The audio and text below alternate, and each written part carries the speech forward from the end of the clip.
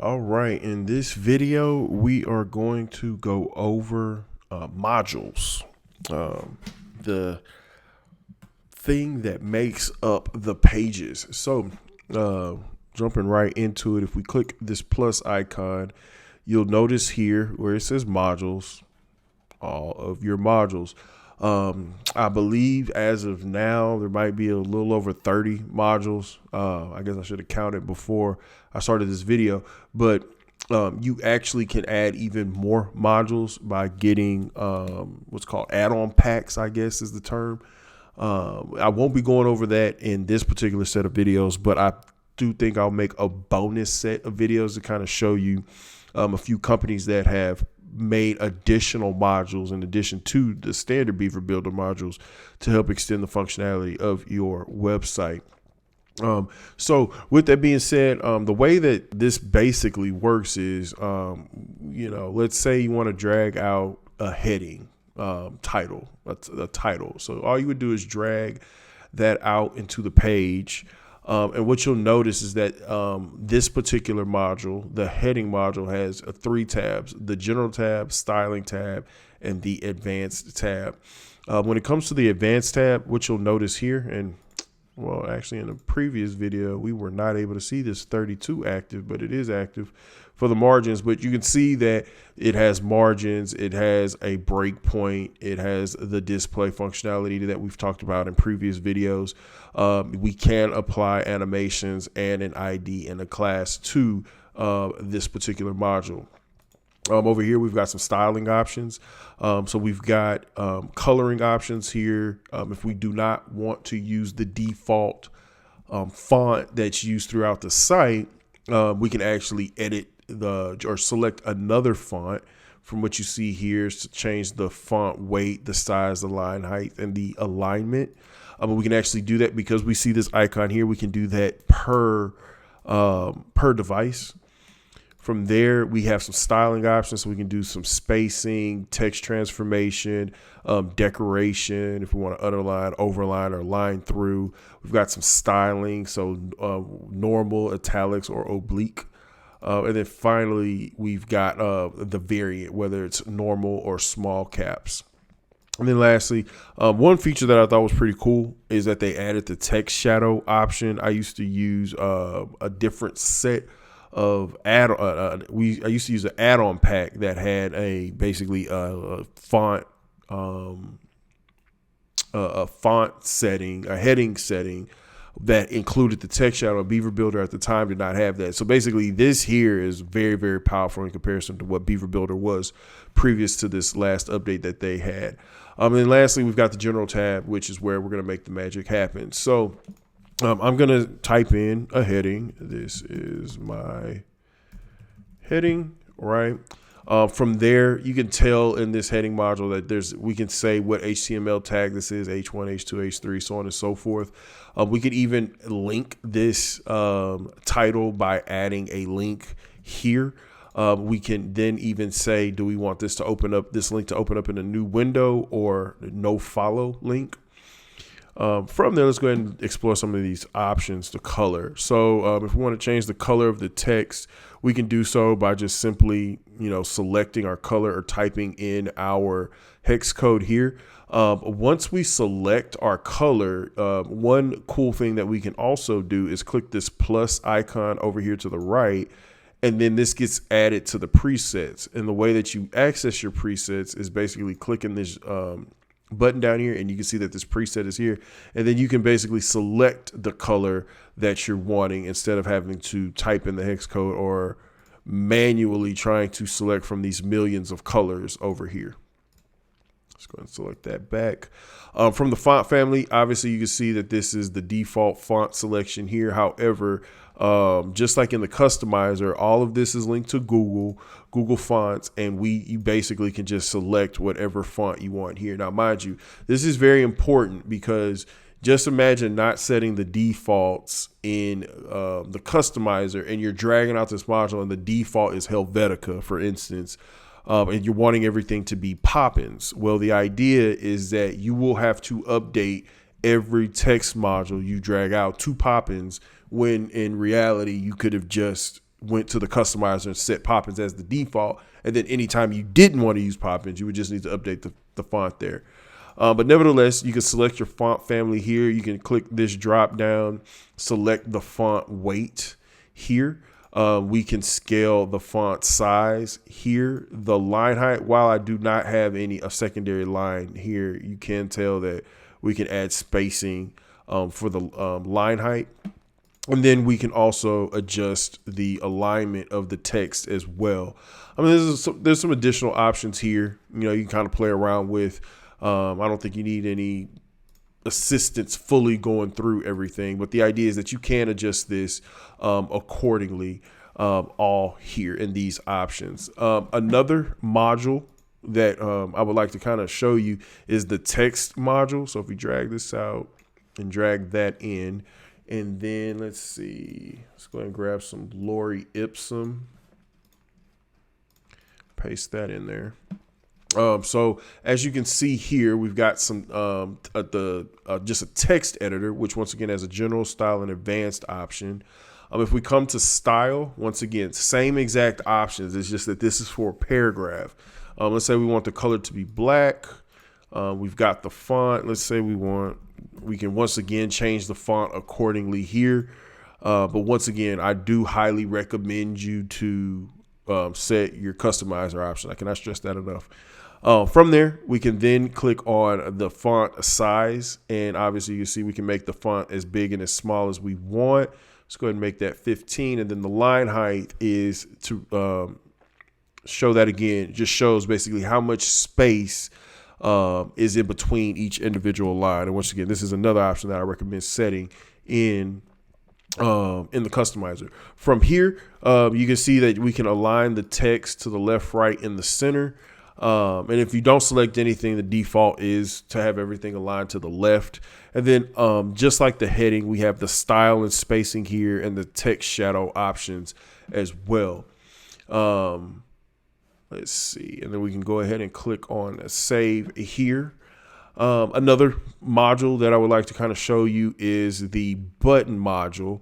So what you'll do is drag out that button there, and then you'll basically be able to add the text to the button. This is my button. You can add an icon to this button by clicking select, and let's do that. We can say where that icon is positioned, so before the text or after the text. From there, icon visibility.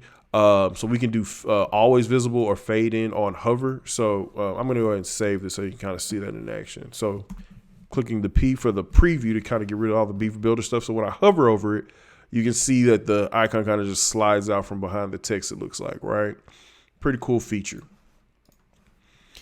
From there, we can obviously add a link to this or a light box that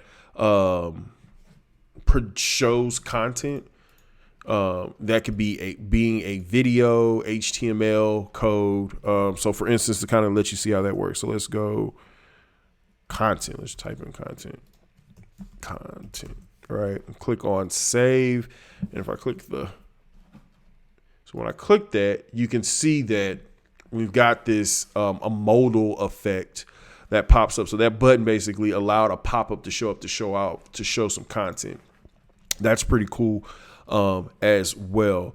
And then if we just did a link, this would just simply link to a specific page. And then we have, once again, the option to open this link in a new window.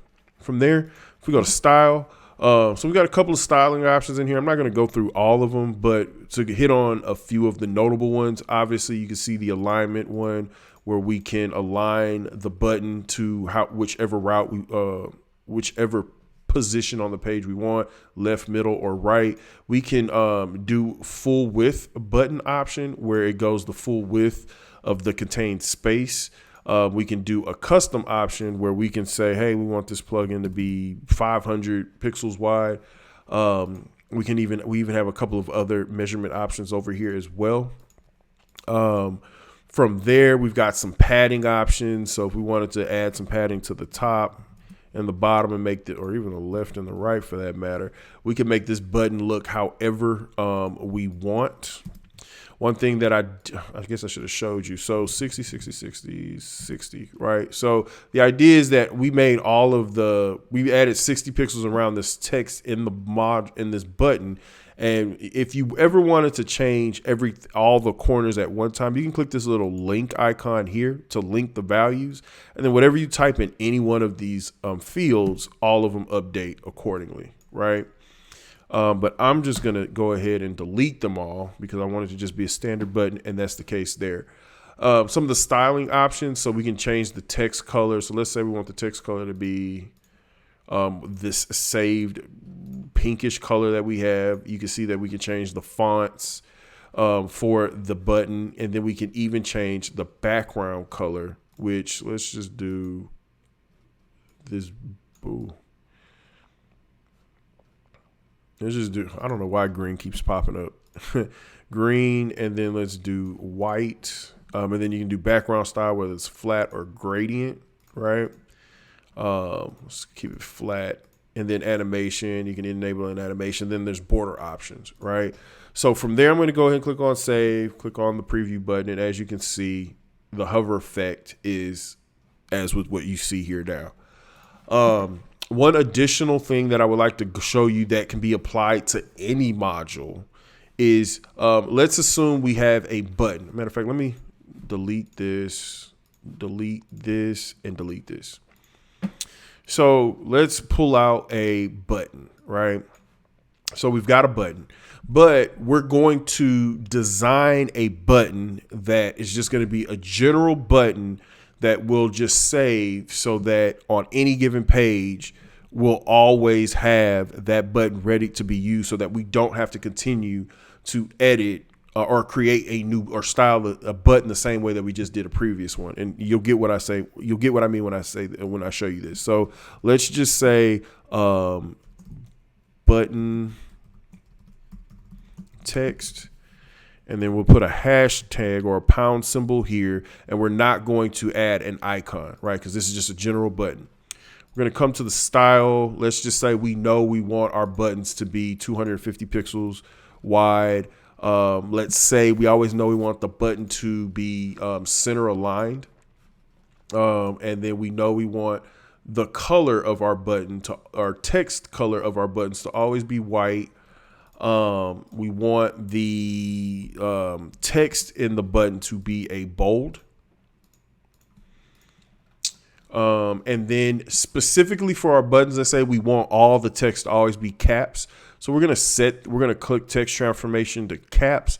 And then let's say we do a 0.5 for spacing to give a little space in between the letters, right? From there, let's say we want our favorite color button, our favorite color that we've saved there. Let's actually do it again. Let's actually make a button that we can be proud of this time. So we'll make that black, flat, and then background animation. So we're good, right? So we've done everything that we wanted to do as far as styling this button, except for this time, we're going to click save as, and we're going to say, red button. We're not going to save it as a global because the main reason why we're not going to save it as global is because this button is just a general button. It doesn't link to anything. It just says button text. And the idea is just that if we change the link to this one button, it would change to every button. And we don't want that to be. We just want to style out one button. So after doing that, we're going to click on save. And now it's saved. So I'm going to go ahead, delete this. So now we've deleted it. And now I'm going to drag out another button. And click on save. Oh man, we've got a blue button. Now we've got to redesign this full button to get it to go to where we need it to go. Well, in all honesty, we really don't, because we have our saved button that we've already created. So I've just deleted that. I'm clicking this plus button over here, clicking the saved button, and you can see saved modules, red button, the best thing in the world. You drag this out. Boom, there goes our button.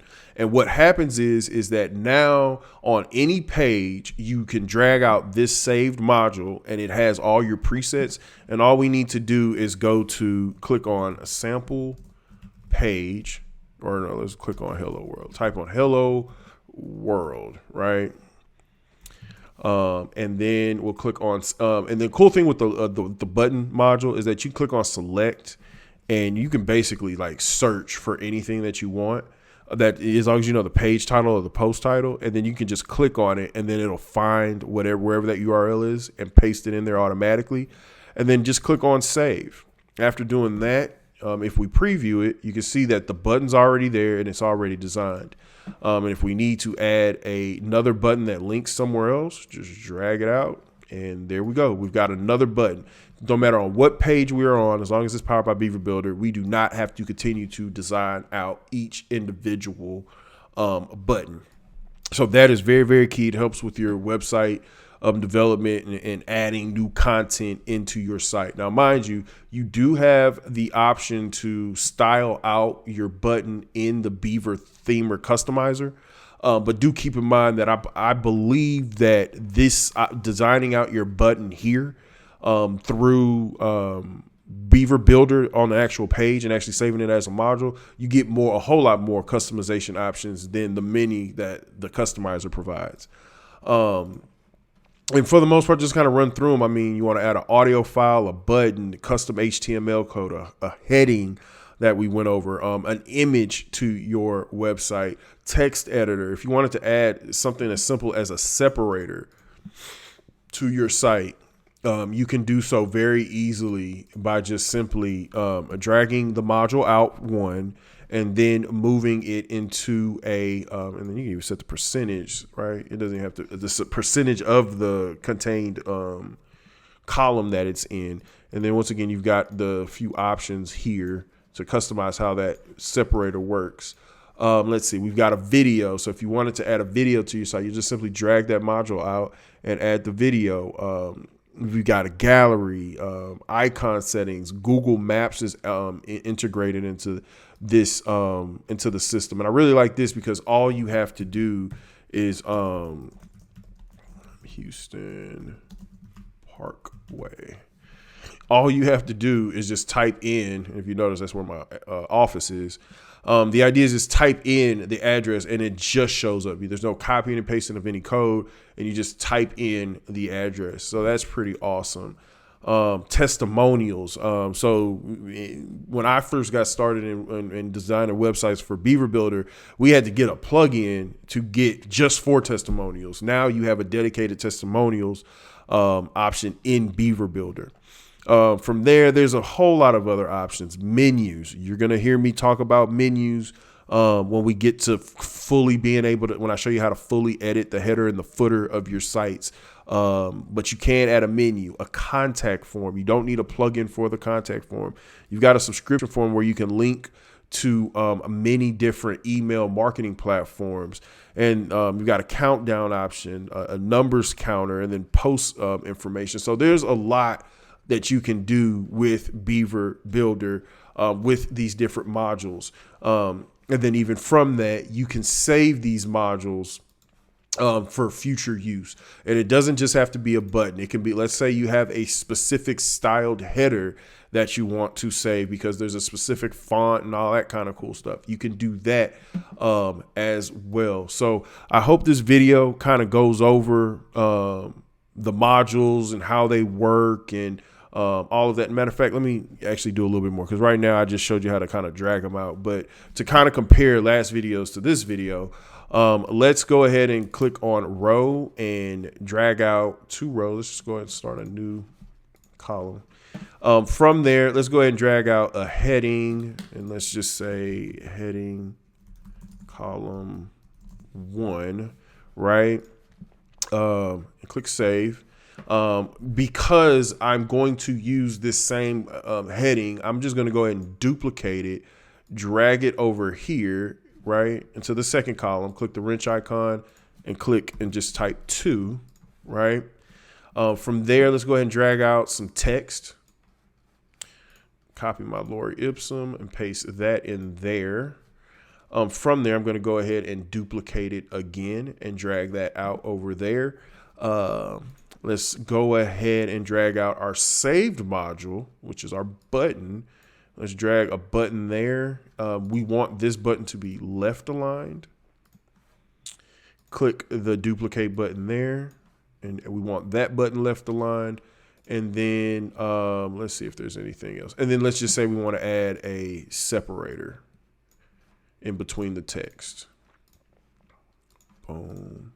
Go ahead and make that 2. Let's make it a 32%, and let's left align that. Let's go ahead and make it a double line. Guess you can barely tell it's a double line, or did it save it? Yeah, it did.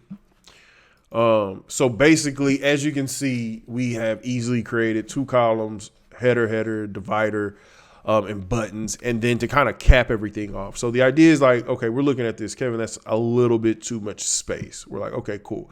So the way that you can kind of get rid of the space is if we click on the rich icon and click on advanced, this is where we basically control all of the spacing for the modules. Is in the advanced tab, and that's for the modules, the columns, and the rows. So if we were to come here and just, let's just say we wanted to do this at 6, that kind of moves that up closer. Click save. Let's come to the module and let's just say, hey, we want to do 0 at the top, 0 at the bottom. Or let's actually do 3. Or let's do 6. Let's just keep it consistent. 6 at the top, 6 at the bottom. And then down here below, we're going to click the wrench icon. And then let's just say we want to make the top margins, because once again, the top margin, let's make that 16. And then let's do 16 at the bottom, right? And then for the button itself, we'll just style, or we'll do the advanced part, and let's just say we want to do 6, right? So from there, we're going to click the P icon, and now you can kind of see how we made this design a little bit closer, right? From there, you're like, but Kevin, now we got to do all of that for this column. Well, technically no, because it is the same exact information. What we're going to do is actually click edit column, and then we're just going to delete the whole column altogether. Click OK, and then we're going to click the column setting again, and then we're going to click duplicate column. So instead of having to duplicate all the individual modules that are in this column, we're just simply going to click duplicate column, and everything is duplicated and shown here. And if we click the P for preview, you can kind of see how everything kind of stacks up together. Hold on, edit column, just to be thorough, because this is column 2.